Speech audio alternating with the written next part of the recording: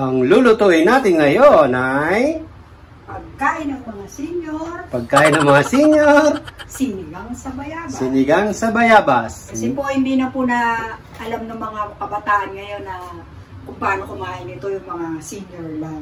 Sinigang, Favorite nila to. ano to? Sinigang sa bayabas na Bangus. bangus.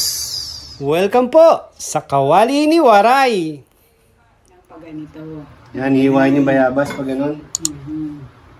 Ako po ganyan kasi ang style ko para mamaya pagka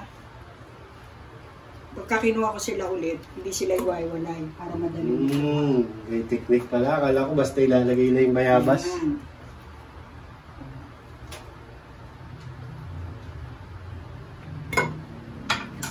Kung iba nahiwa ko na to kaya lalagay mo. Ready na yan.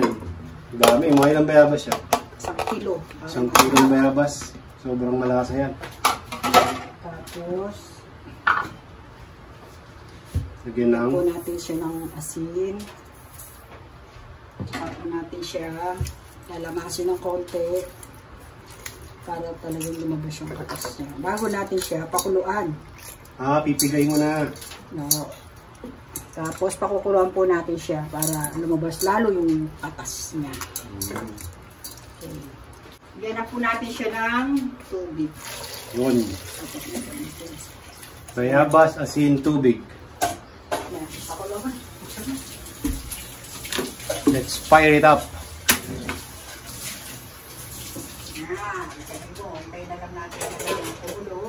Yan, so antay lang natin ito kumulo tapos lalagay na natin yung bangus. Okay, so tatakpan natin.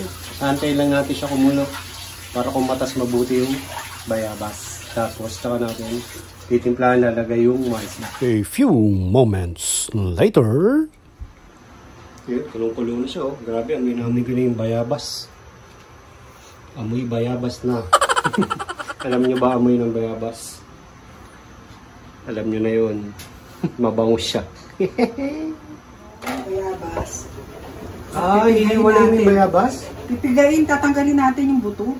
Ah, Para pag kinain siya, hindi siya sasangat sa ipin. para walang buto. Oo, tinatanggal ko pa yun. Oo, matrabaho pala yun. Oh. Kaya nga, tiyaga ito. Pang senior citizen nga.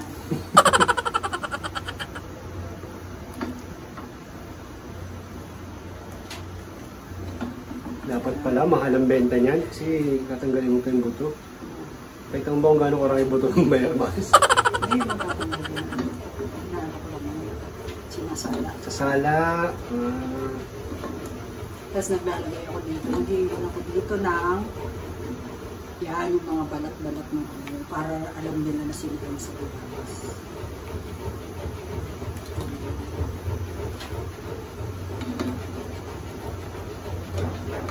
Yun o. Kinukuha na yung mga buto.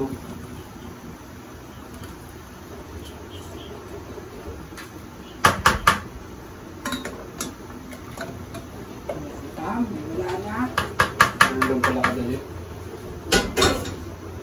Okay, tanggalin niyo po yung konting buto. Yan, kagaya niyan. Pipilian mo. Binangga. Hit and run! Binanggain ka. Yan, hahanapan mo ng magandang-gandang bayabas, tapos lalagay mo siya roon. Yun. Kasi lalagay doon, ibabalik. Okay. So yun, dinudurog-durog yung bayabas. Gagamitin mo pa yung sabaw niyan? Oo. Yung nandun yung lasa niya. Ayos. Matrabaho, pero masarap kainin. Kain na muna.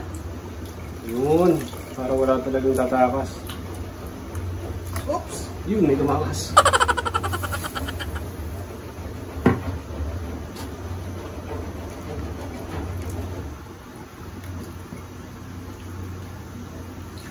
Yan, salang-salaan yan. Katas lang palang kukunin natin sa bayabas. Kukuha naman pa ng katas yung bayabas para talagang lasang-lasa. Ay, maitim! Ang itim. Meron mong bayabas mo? Oo, pero ang itim niya. Naggamit ako nung dati, naku, parang pusali yung... parang pusali yung pundo. Hindi talaga masarap. Parang naging itim bayabas kulay itim. One water, ikukunin ko yung masarap. Bayabas, sige. Grabe din, naggawa ako dun dati. Meron palang bayabas mix.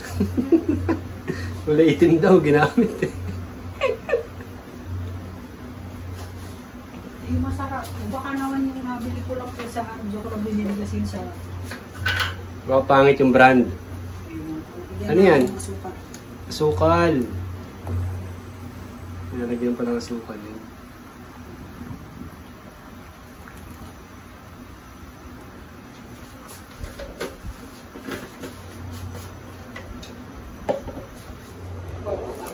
Yun, nilagyan na ng siling haba.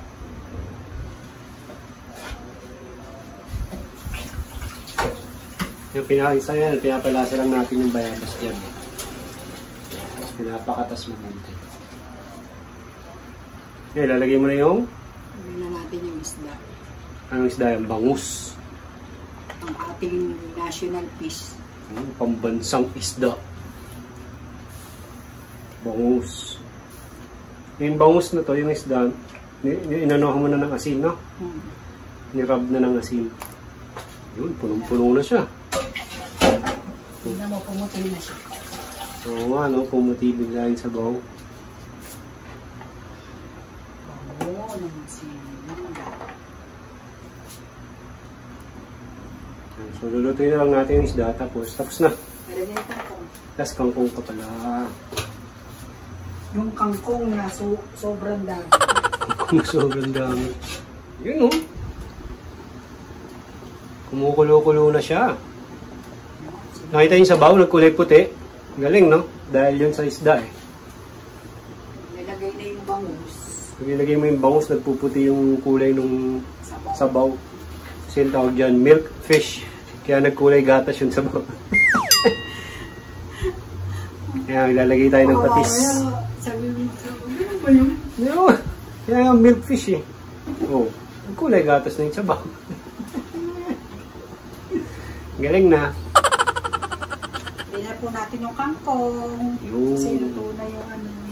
Yan lang ang ano niyan, pinakagulay talaga, no? Kangkong lang. Kain ni Pompago. Yo, nanonood kayo ng Batibot dati.